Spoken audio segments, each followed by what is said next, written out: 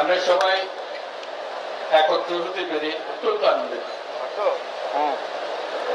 আমার অবস্থা এমন, কারোর সঙ্গে দেখা করে আমার বড় কঠিন বিষয়। কাজে আজকে একসঙ্গে এতজনের সঙ্গে দেখা করার সৌভাগ্য পেয়ে আমি অত্যন্ত কৃতজ্ঞ। আমরা আজকে ঈদের মহা উৎসব আমরা পালন করছি। ঈদের বাণীটাই হলো নিজেদের মধ্যে সভ্যতা, অতীতকে পেছনে রেখে সামনের দিকে এগিয়ে যাওয়া। সমাজে এরকম যে একটা দিন আমরা স্থির করতে পেরেছি, আমাদের ধর্ম আমাদেরকে দিয়েছে, এটাই আমাদের জন্য একটা মস্ত বড় আশীর্বাদ। একটা দিন, এবং সেটা যেমন তেমন দিন না, যেমন তেমন ভাবে দেখা করলে হয় না, কোলাকুলি করতে হয়। এটাই ধর্মের বিধান। আমরা কোলাকুলি করি, সবাইকে আপন করে নেব। আজকের দিনটা আপন করে নেওয়ার দিন।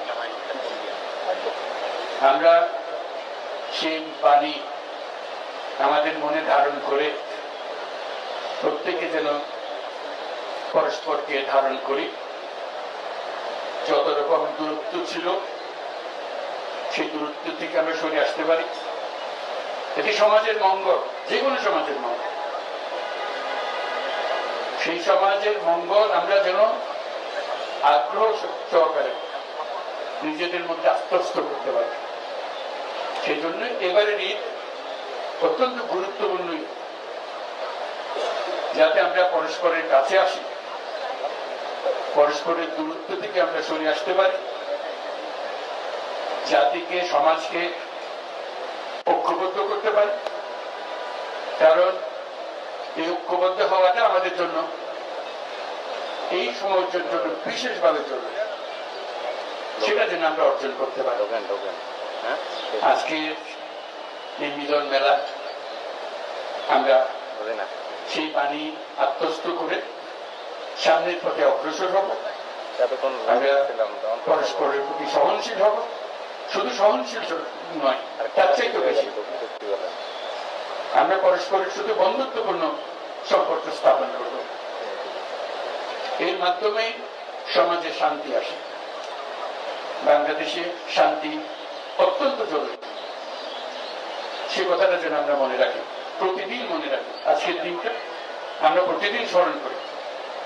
আমরা দেশে শান্তি চাই, যাতে মানুষ নিজ মনে নিজের আগ্রহে ঠিক চলতে পারে, কারো ভয়ে কারো ভীত হয়ে, কোনো ভয়ে ভীত হয়ে তাকে চলতে না হয়।